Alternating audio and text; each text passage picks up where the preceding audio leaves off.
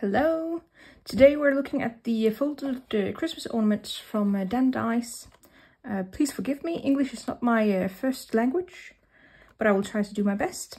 There are these Christmas ornaments, which you fold from paper.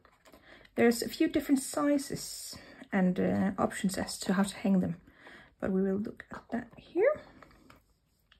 So this is what's called Foldet Julekugle. Which is the giant one. This is the biggest size that's available. The next one was a limited edition, but I wanted to show you, just in case you see it floating around. It's out of production. It isn't made anymore.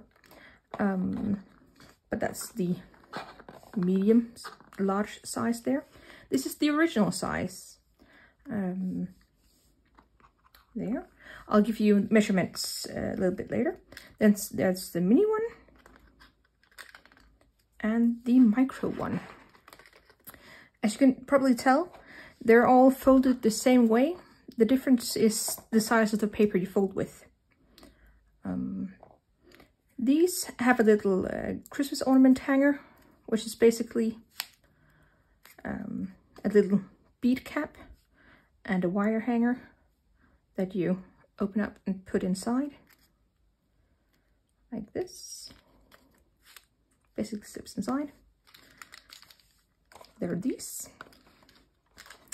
You can also use a bead inside. There's a bead inside here, or a piece of cardstock that I've tied the ribbon around and then pulled it through one of the ends for a way to hang it that way. There's also this, where you have beads on either end of the ornament. Here I've used jewelry wire, which is this metallic-ish wire used for necklaces and crimp beads, I think they're called, and little beads, but they're pulled all the way through. I'll show you a few options today as well. For the sizes, this is the mini one. It has the product number 7955, and it has the circumference, so this way around, or this way around rather, that way. It's about 2.8 centimeters for the smallest one. So that becomes that. For the mini one, this is 7954. It has a measurement of about 3.8 from point to point here. Yep.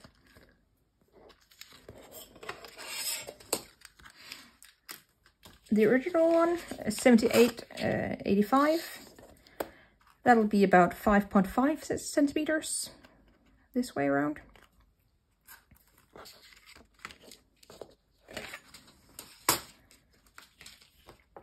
This was the limited edition one, which you can't get anymore, but it's rather big. That's 7922, and it's about 7 centimeters this way around. So hopefully you can tell it's rather big. 2 fit on a piece of A4 paper, with the 7885, 3 fit on a piece of A4 paper. The giant one, that's 7845, and that measures about 9.4 centimeters at the widest point here. Unlike all the other ones, for this one you need 2 pieces, and that's because this fits the standard A5 plates and an A5 piece of paper. So for one ball you use an entire A4 sheet. There we go.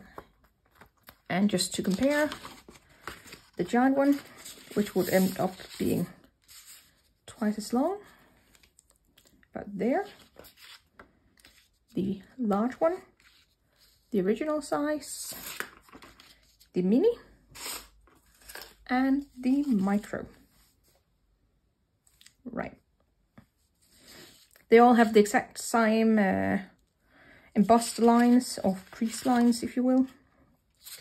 For today's demonstration, I'm going to use the largest one, simply because it's easy for you to see what I'm doing. So for this one, we need to glue these pieces together. You can either do it now before you fold, or you can do it after. I'm going to do it after, so I have an opportunity to show you how to fold it within frame. When you have your cutout piece, you can see that there's one of the sides where the folding lines are embossed down into the paper, and on the other side they poke out of the paper. Often you'll have marks after your cutting pads as well. This is the back side. As you see, I've marked it with black lines so you can tell on camera. And the pretty side, or the side with the embossed lines, scored lines if you will, is the front side. I might refer to them as the right side and the wrong side, or the front or the back. They mean the same thing. Right side is more minded to those people who use fabric as well. When you fold these, you can see we have straight lines and we have diagonal lines in two directions. For the straight lines, you need to fold those right sides together, or forward if you're looking at the front. So we're folding those this way around. So you can see this is the wrong side that we can see here at the top, and this is the right side. So we fold that, and we need to crease it really well. So use your bone folder or your nail or something. I recommend using the bone folder so you don't hurt your fingers. So crease that very well. I typically fold all of the straight lines going down and then crease them with the bone folder, simply because it limits how many times I need to pick up and put down my bone folder. So let's do that. As you can see, I fold from the wrong side, so I can see the creases here on the wrong side, and I simply fold. The more precise you are, the easier it is to fold them, and the prettier the result you'll have. So take your time. I've done this a couple of 100 times, so don't match my speed. Pause the video and do it at your own pace. There we go.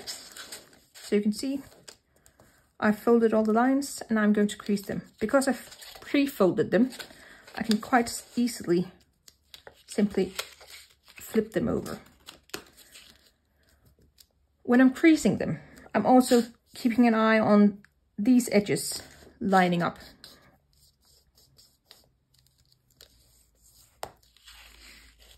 So they stay straight.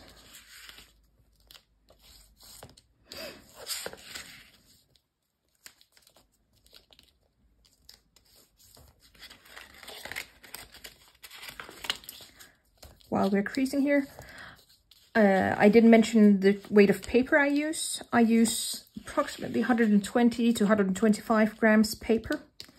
Any thinner and you lose some of the structure of the ornament. Any thicker and where we fold it, it'll crack the paper. But do as you please. There's no right or wrong. Simply easier or harder. Right, so we've creased and folded all the straight lines, and you can see it curls now, which is what we want. We want it to sort of resemble a tube here. Now for the diagonal lines, we fold those the opposite way. So we fold those towards the back or wrong sides together, like this. So you can see this is the front, my pretty side, and this is the wrong side. And the same again, I'm taking all the diagonal lines in one direction and going all the way down the strip.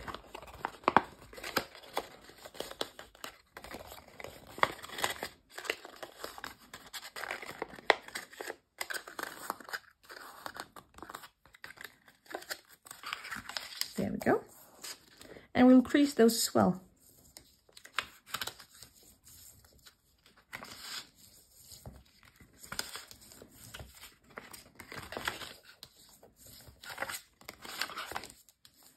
There we go. Now we're only missing the other diagonal lines. Those also fold backwards or wrong sides together. So there.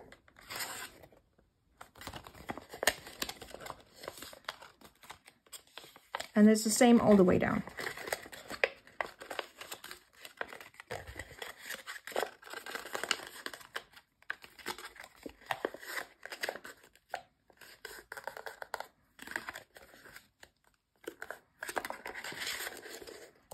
And creasing them well as well.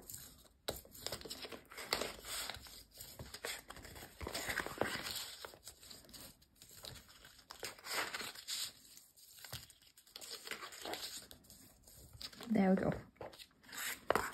So now you should have some kind of shape to your piece of paper here. I'll put this to the side and do it again for the other piece along with you. So to repeat. The pretty side, or the side with the embossing lines going down into the paper, is the front or the right side. And the back side, where you can feel the bumps of the lines, that's the back side. I've marked it with the black lines. So looking at the front, the straight lines we fold towards ourselves, or right sides together. There we go. So see, I can see the wrong side of my paper up here.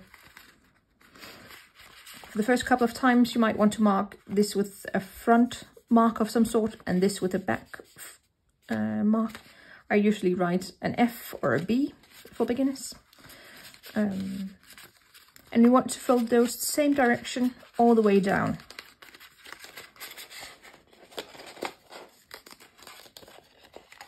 I like to pre-fold them, as I've mentioned.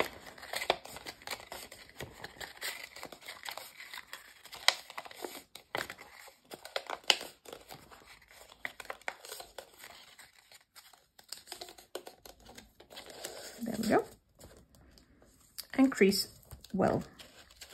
Keeping in mind that these edges need to be straight and lined up.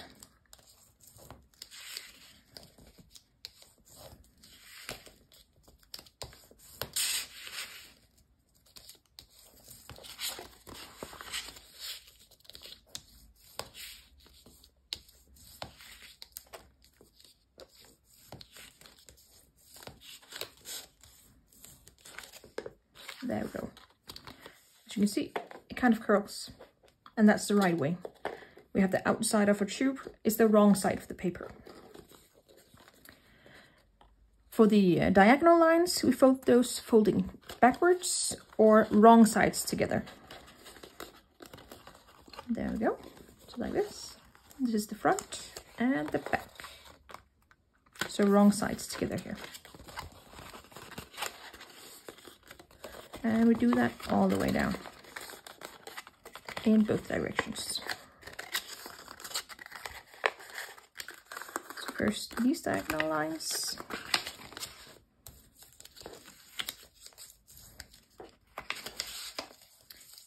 Do this at your own pace. I've tried a few hundred times. So take your time and make sure you get nice points up here. So the lines meet here up at the edges.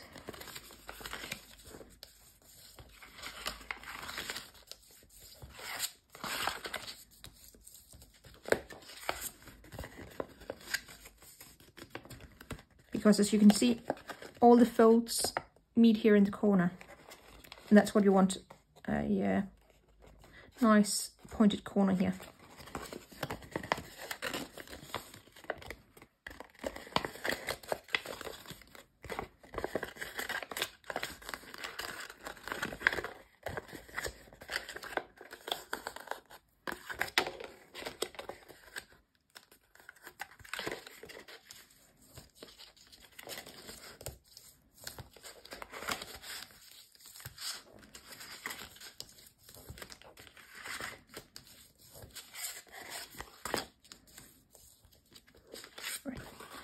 You could glue your two pieces for the giant ball together now if you want. I'll do it a little bit later so I can keep you in frame. But now for the folding. As you can see, we have kind of, with all our creasing, got a bit of shape to it.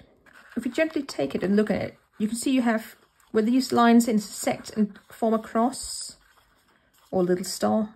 You want them to be peaks, so you want them to point upwards. If you have them pointing downwards like this, you won't be able to fold your ornament the correct way. So let's say I had these folded down. I want to look at it and make sure all my crosses are pointing up like this. Once I've done that, I'll be able to take these edges where we have the large diamonds. If I gently push those backwards, you can see I get a peak here, or a point. That'll help us with the folding. So gently push those down and inward. So get this a bit of dimension to it.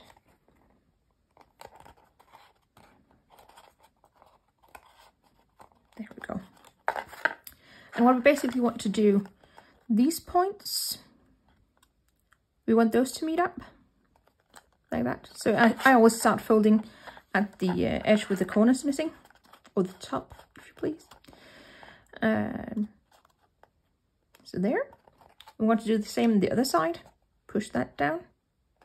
I'm not trying to hold it flat. You need to be able to let it bend, because we're actually giving it a lot of shape here.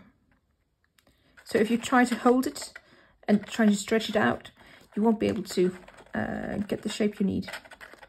So like that. The next thing you want to do, these points, you want those to touch. So fold that down. What I typically do is kind of ignore these and simply fold these two corners down and grab the next one and push those down. Then I can grab the next ones down here. Can you see how that's sort of pushes together? There. And finally, you want to get these as well. As you can see, we have a point here and we have a point here. You need to fold that up too to get this kind of horseshoe shape. And you can press that flat. Be careful not to press too much, because there's more layers of paper right here than there is in the middle here or here. So you'll be able to put dents in your paper if you press too hard at these points. But sort of focus on the folds here. Right, that's one piece. We'll do the other one together as well. So here. We'll check that all our crosses are facing up. So we have a lot of little peaks here. Starting at the edge with the corners missing. We'll fold this point down to meet this point. Keeping in mind that we need to have room for it to move on the back side, and the same on the other side. So we have this shape. And then you want to repeat that. So these points need to meet, and these points need to meet. There. And moving down strip, that's what we repeat. If you're having trouble folding, you can use the trick where you take the edges here and push them backwards. That'll make sure that your points are pointing the right way, because you won't be able to do this if they're facing the wrong way.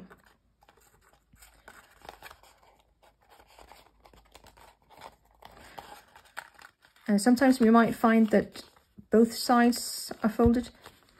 Same applies, push them up. If there's parts where you haven't folded it, when you get to this stage, you can see you don't have the hole here. Simply unfold it and make sure all your points are pushed the right way. So again, this point down to this one, this point down to this one, there, and continue down the strip.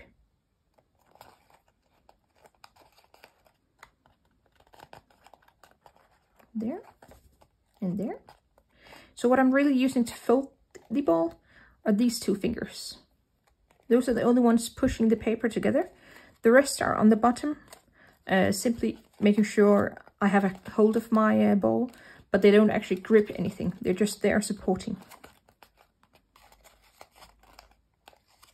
There. The next step, because we haven't looked at these edges, you might have pieces folded out like this, these little wings. On this piece you can see I was lucky, none of them was folded out. This is what we want. So simply take your time and fold these little V's. You can see it's kind of like a little V with a line between it. Fold those down and into the tent shape or horseshoe shape here. Like that. And that goes for both sides. Okay. For the big one here, we want to glue these two together. When you glue pieces together, even if it's, no matter if it's assembling these two pieces or folding them into the tube that we need later, we want to make sure that when we glue them, we don't overlap this fold line. You can see there's a crease line here, hopefully. Or you can see it when you sit with the paper. There's a crease line here at the bottom of this diamond. We don't want to overlap the paper, so there's 2 layers of paper in this crease. We want to line it up just next to it. So like this. Hopefully you can tell. Just next to it. Or right at it, but not over it. What I do when I glue, before I put glue on here so you can see, what I do when I glue, I line up the middle here first, keep a hold on that with my fingers inside the ball, and then I can line up the corners here. So let's do that. This is Collal Tacky Glue. It's an all-purpose glue I like to use. As you can see, I'm not putting my glues right at the crease line here. I'm putting it a little bit away. And that's to avoid glue squishing out into the crease when I put the pieces together. But you don't actually need very much glue. There and here. We'll put these 2 pieces together.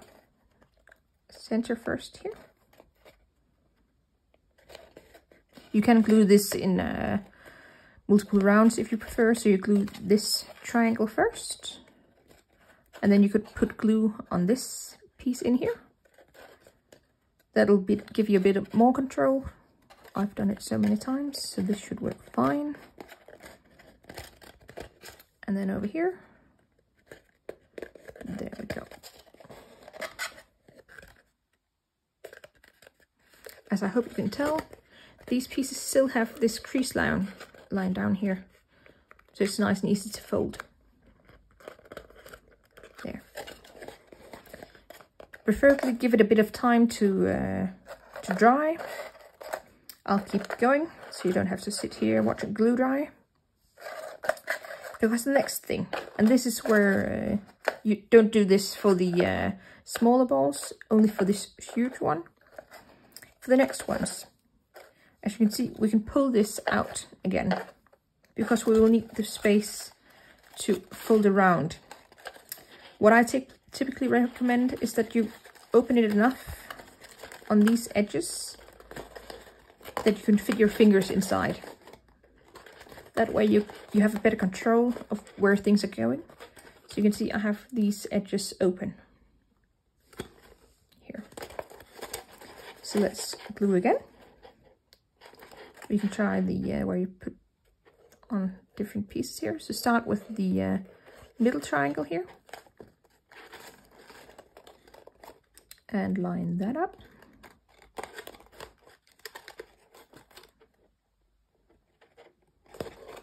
There we go. Now I can put glue in here.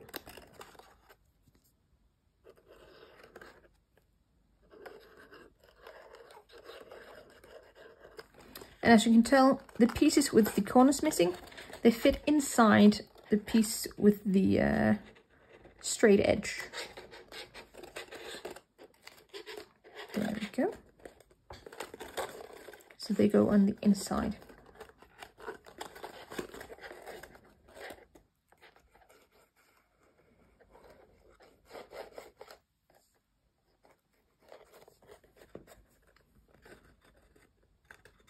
There. And I might be able to show you the inside with this size. Hopefully you can tell here. The inside of this ball, the cut off corner means that we are not having anything overlap this fold here, which makes it easier to fold the ball later on. There we go. I recommend leaving this to dry a little bit as well. Now what you want to do, I'll be a little rough with my ball here to help you problem solve a little bit. What you want to do when you need to assemble the edges is to go around the ornament here and make sure all your points are still points. I think we've actually managed to pop. But if you have anything that looks like this, where they're popped in, you need to pop those out. There we go. Making sure that's the case all the way around. So that goes for these crosses and these middle crosses. And then when we look at these, we want all of these V's. These V's, they need to be folded so this piece goes inside the ball or ornament here. So what we want to do is gently push these in together. As you can see, this one folds down into the ball, so we need to pull that out and push these V's gently together. There, that's one edge done. If you put a finger gently on it, a piece of washi tape, something to keep it closed, you can do the same for the other side. So here again, I'll push it a bit too hard, so you can tell. This piece won't let the other ones go in. So we pull that out, fold these V's. There you go. And if we had a piece going like this outwards, we need to push that inside.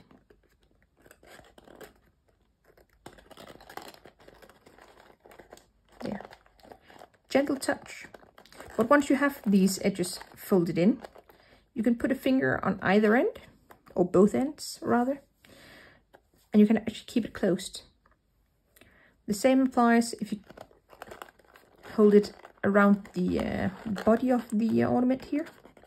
That'll also keep it closed.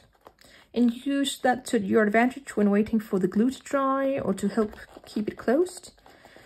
I use rubber bands when I wait for the glue to dry. Just need to make sure it's big enough to fit around the ball or ornament, but not squish it. So depending on your elastic, you might need to tie a knot on it. You can also use cups or tubes or anything that'll fit to keep some sort of pressure on it. I even heard of people going into the husband's tool sheds to take some of those clamps that you put around wood and things like that, because you can keep 2 points that'll hold these closed. Now, when gluing, I recommend gluing all of these at the same time, because then you can just hold it together and wait for the glue to dry in one take. But if you prefer, you can glue it in multiple rounds. I'm going to glue it in one go. And what do I want to do? is put my glue in these V's, but only on one side of the V. So I put glue here. If you want, you can of course put glue all over the one side.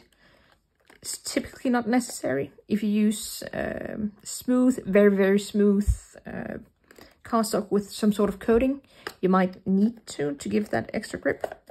But with this 125 grams paper, it shouldn't be necessary. And we'll just go all the way around. As you can hopefully tell, I'm keeping the other bottom closed because that gives a bit more structure to the ball, so it's not flying around everywhere. With the smaller sizes, you can kind of keep one hand around it, so like this. And if you keep one finger at the bottom, and then gently loosen your grip with these two fingers, the bottom one or the top will open up, and you can put glue down each of your sections and then hold it to keep it closed.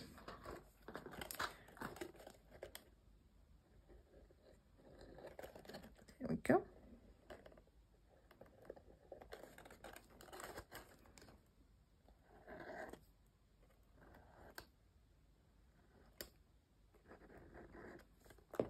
So now we just need to gently push it together again. And there we go. Wipe off any excess glue. And simply keep it closed. Either employ your husband or kids to hold it for you, or like I said, use a rubber band. If you're going to use the rubber band, I recommend gluing both sides before you put on the rubber band, which you can basically do. If I'm holding it like this, one finger at the bottom here, I can take my other hand and grab the points or the connections here, flip it around and grab with the other hand, putting a finger at the bottom here again. And as you can see, if I loosen my grip with these two fingers, it'll open up these folds here. So I can glue that. I won't do that now because we need to look at how to put in your things to hang them. Right. So we'll put this to the side.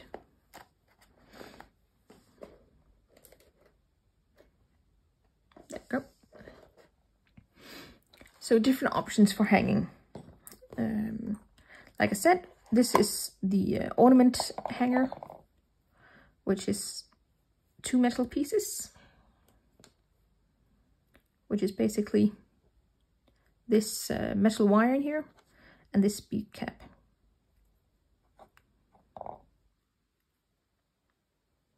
They typically come in different colors. What you want to do is press these wire bits together, and there's a little hole here, and you want to put these 2 legs in that tiny hole. There we go. That will typically cause these little legs to push together too much to be held inside the ornament.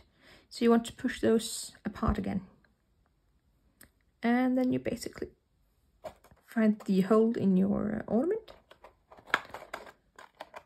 and put that in. There we go. You can of course glue a bead cap to the other end if you prefer to do that. Sometimes you need to jiggle it around a little bit to find a point where it actually stays inside the ornament. You can of course also add a little bit of hot glue, but that's one way to do it, which you can glue the entire ornament before adding those. Those are the very last step. If you want to have the string going out of the ornament like this, you need something to keep inside the ball. I like to use wooden beads. They help to give the ornament a bit of weight as well, which will keep it more stable, so it doesn't go flying as you walk past them. You need a bit of string.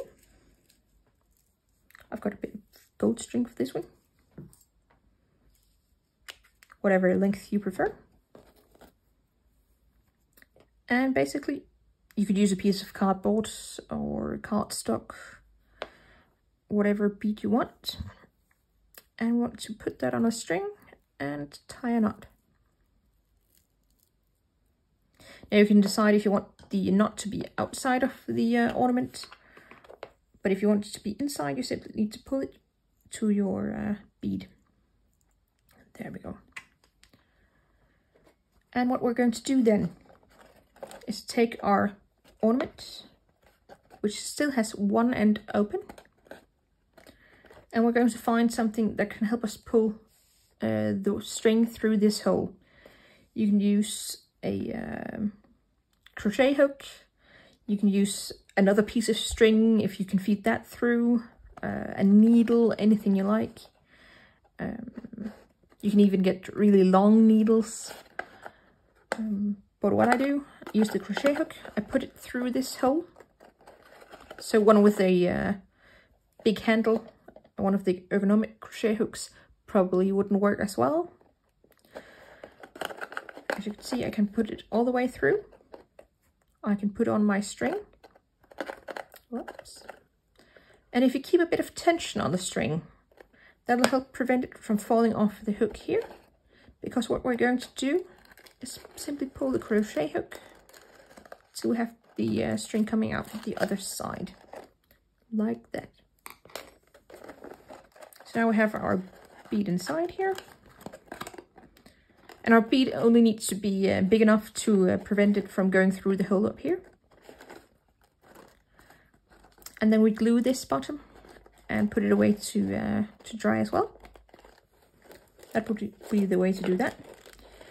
Make sure your string is long enough so it doesn't fall back into the ornament, because as you can see, the wooden bead can drop down into it. So either keep your string long, or add a bit of hot glue to the inside down here to the bead, so that it'll keep staying where it is. Or add another bead to this side and put some glue on it. So that will be like this. Oops. So like that. And then put glue inside this bead. Right. I'll use the same ornament to show you next option, which is to have the string go all the way through the ornament. Did I make this long enough? Probably not, so we'll cut a longer string.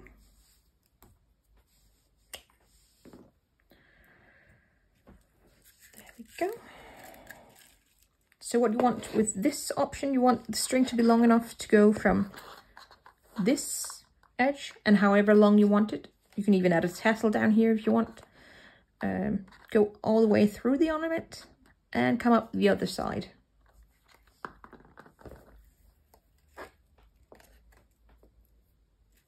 And I'll just estimate here. There we go. So what we want to do here is add our bead. You can do this by, if you have your string that's thick enough, you can do it by tying one knot down here, if that's big enough to keep your ball on. My ball here has a rather big hole and my knot is kind of small rather. So I'll do it this way. Put one piece of string through the wooden bead, or whatever bead you like. Tie your knot.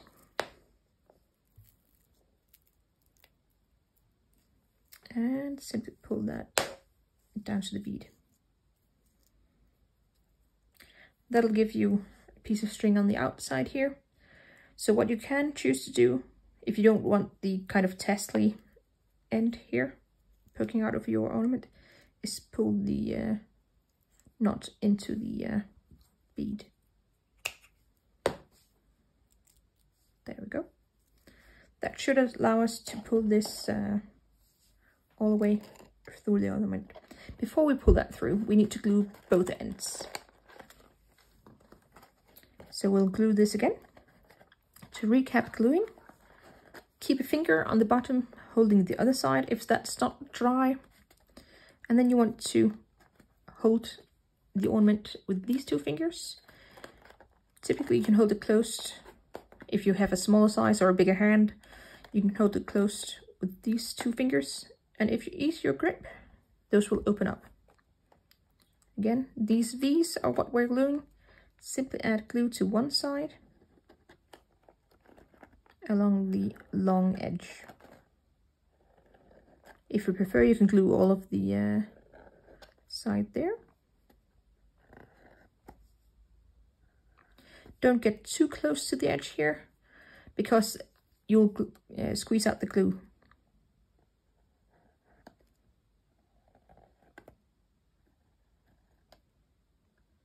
There we go. And simply hold it closed. Now, because I have both ends glued, I can add a clamp or my rubber band. I'll show you how to use the rubber band. I don't own any clamps, but what I do, I put the rubber band around my fingers here, kind of like when you need to put a rubber band around something big. So what I do, I hold the rubber band over here, gently hold the ornament, then I can grab it with these two fingers at either end. Whoops. And as you can see, I can extend the rubber band around, put one finger on one of these points, and gently let it go. Now you want to crisscross these points, because if you don't, you'll have a fantastic little rubber band cannon. There we go. And simply check that all your points are still doing fine. As you can see, that'll help keep these ends really nice and tight together. So get a better seal here as well. And simply leave these to dry. What I mean about crisscrossing them, as you can see, they go sort of around a zigzag style. So on some of them, they're on the bottom side here, and others, they're on the top side, and they go around like that. Because if I have them all on one side, this will be fast. You see it starts to crawl and simply shoots off the ornament. Right. So now we have both ends glued. We can put away our glue. And with our string with the bead on it, as you saw earlier, this is jewelry wire. It's the same thing. You can use whatever you want. Again, a crochet hook or a doll needle or whatever you can find that's long and thin enough, a piece of wire. And what you basically want to do is find the hole on both sides, like that. So it's kind of like threading beads for a piece of jewelry. And the same thing with our crochet hook here. We're going to put a bit of tension on it so it doesn't fall off. And pull it through. Whoops, I lost that one. Let's try again.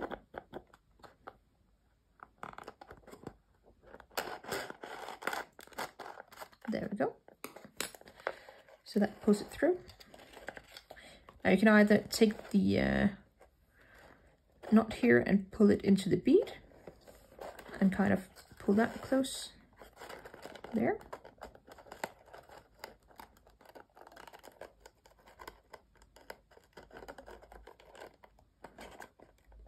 Or you can do it like this, where you have the knot on the outside here. You can also take the time to find the knot and pull it inside the ornament. There we go.